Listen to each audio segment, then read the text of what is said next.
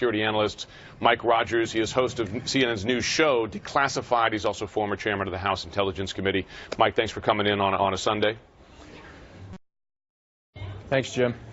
So Mike, releasing these transcripts, you've been here before after attacks like this. What value is there in getting those words out there? Well, a couple of things. One, it will likely describe the motive without giving too much information that might compromise any investigation subsequent to the attack, number one.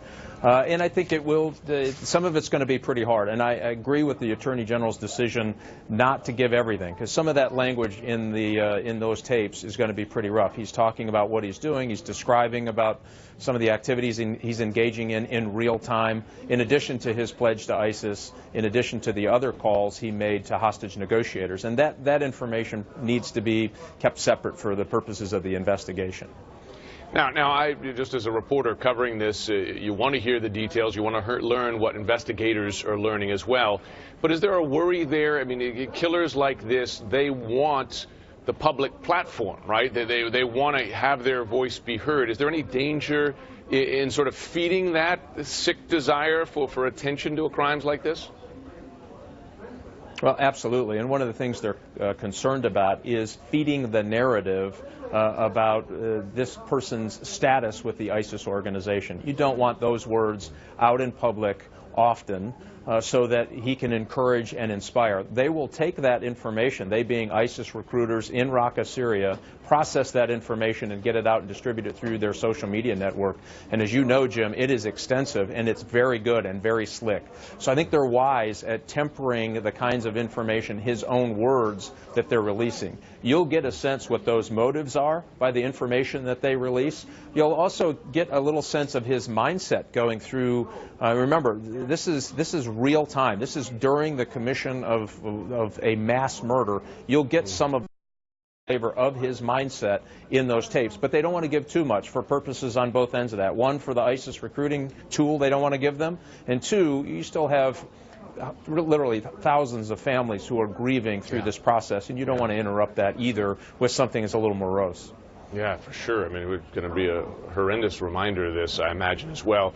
Listen, you've been covering this from the beginning, and you have enormous experience with this kind of crime, these kinds of attacks.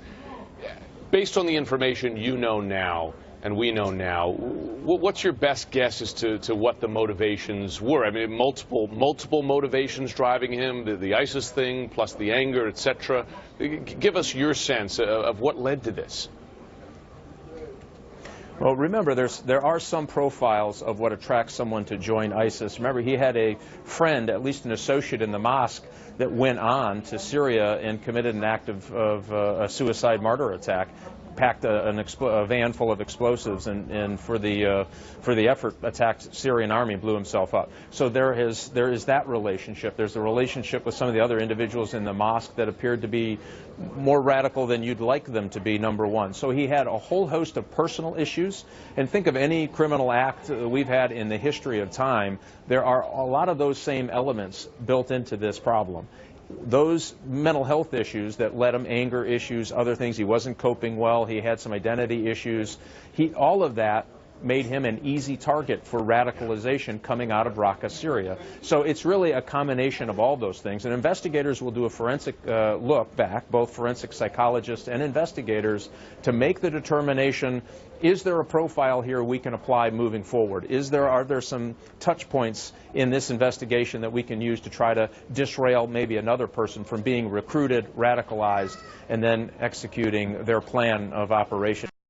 Case, the shooting at the Pulse nightclub. Yeah, and there's the value right there, right? Learn from the profile so you can spot the next one before it happens. Mike Rogers, thanks very much. Absolutely. Well, reminder to viewers, you can catch the premiere of Mike's new show, Declassified, The Untold Stories of American Spies. That's tonight, 10 o'clock Eastern Time, right here on CNN. It's going to be really